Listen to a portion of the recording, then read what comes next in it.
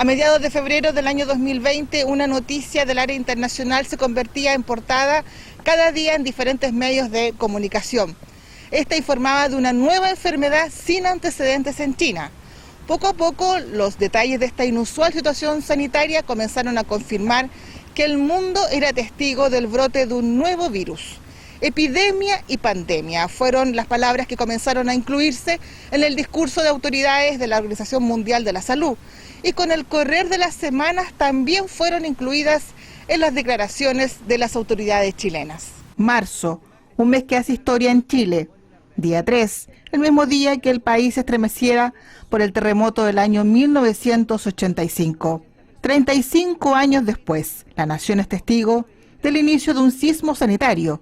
Este día se registra el primer caso de contagio de COVID-19 en Chile. Se trataba de una persona de 33 años, con antecedentes de viaje durante un mes por distintos países del sudeste asiático, particularmente en Singapur, país que ya a esa fecha presentaba 110 casos confirmados de coronavirus. Desde aquel primer caso, la población nacional comenzó a recibir las informaciones sobre este nuevo virus y con ella los detalles sobre medidas de prevención de contagios. A los pocos días, el Ministerio de Salud informó de más casos en la capital y los santiaguinos, en su mayoría, optaron por viajar a sus segundas residencias. Una opción que, por ejemplo, los vecinos y vecinas de Algarrobo, el 20 de marzo, rechazaron públicamente a través del bloqueo de los accesos a este balneario. 6 días después, es decir, el 26 de marzo del 2020, se detectan 2 casos de COVID-19 en Algarrobo, convirtiéndose en los primeros contagiados de la provincia de San Antonio. COVID-19, la enfermedad de un virus que los científicos a nivel mundial desconocían, se tornó en la principal preocupación de la población alrededor del mundo, al constatar la rapidez de su propagación. En Chile, la doctora en bioquímica y viróloga Andrea Rivas Aravena, quien es parte del staff de investigadores y académica de la Universidad de San Sebastián, descartó desde la identificación de estos nuevos SARS que se tratara exclusivamente de una creación de laboratorio. El parecido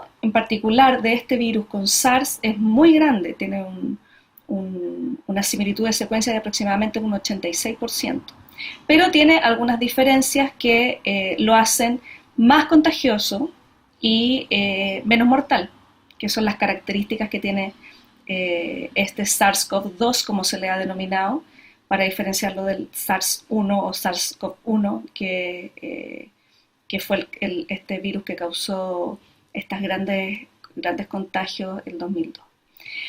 Todos estos virus son virus zoonóticos. ¿Qué quiere decir esto? Que son virus que son traspasados desde un animal al ser humano. En el animal no causan enfermedad, pero en el ser humano sí.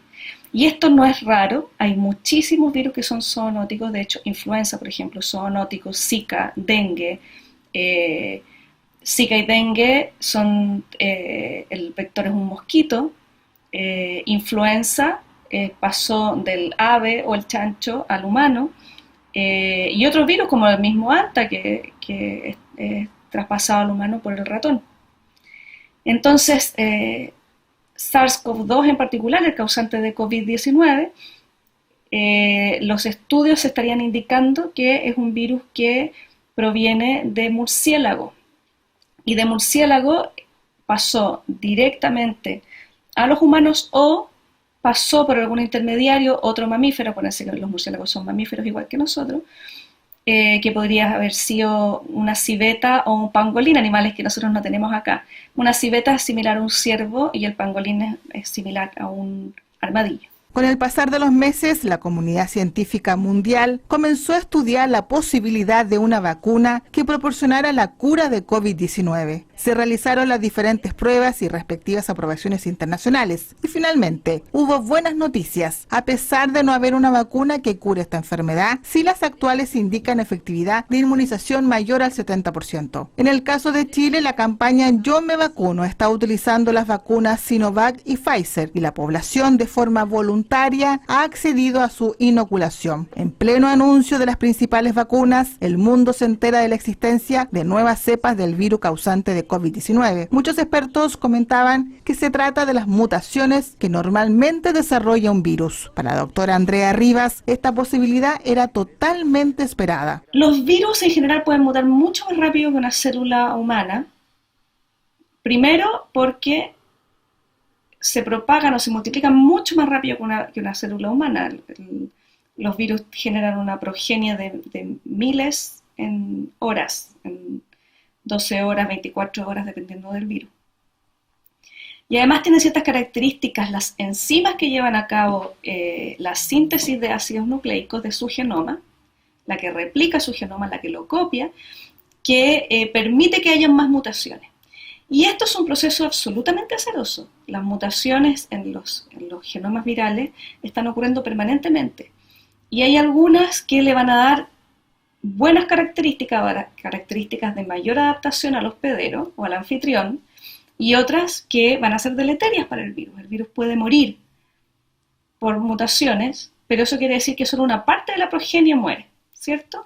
Entonces, mientras mejores sean las mutaciones para la supervivencia del virus, estas mutaciones van a irse favoreciendo en el tiempo. Eso significa que un virus mute.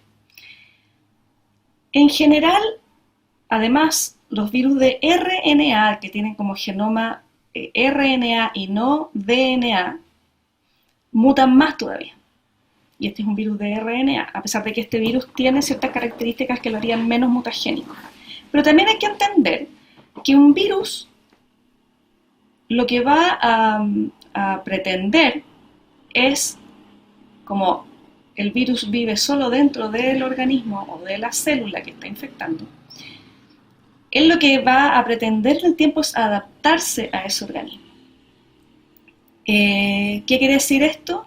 Que el virus que es lítico, que entra a una célula y la mata, si no tiene otras células cerca que infectar, muere él también. Si mata al individuo el cual infectó y no tiene más individuos a los cuales contagiar, muere él también. Entonces, a la larga, muy a la larga, después de mucho tiempo, los virus van a querer mantenerse dentro del organismo.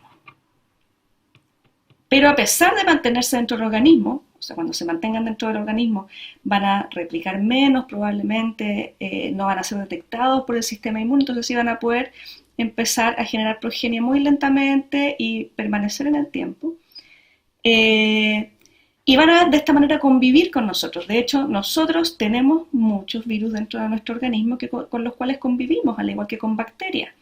No se sabe todavía a ciencia cierta si al igual que con las bacterias, que ustedes saben que nuestro organismo tiene más células de bacteria que células de ser humano, por decirlo así, de eucarionte, de persona, pero estas bacterias nos ayudan a metabolizar nuestros alimentos, a sintetizar vitaminas, a combatir otras bacterias patógenas por competencia, etcétera. O sea, nosotros no podríamos vivir sin esas bacterias y es probable que tampoco podamos vivir sin los miles de virus que también conviven en nuestro organismo.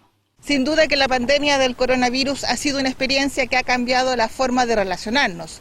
Mañana continuaremos en el segundo capítulo de Crónicas Informativas, Pandemia de COVID-19.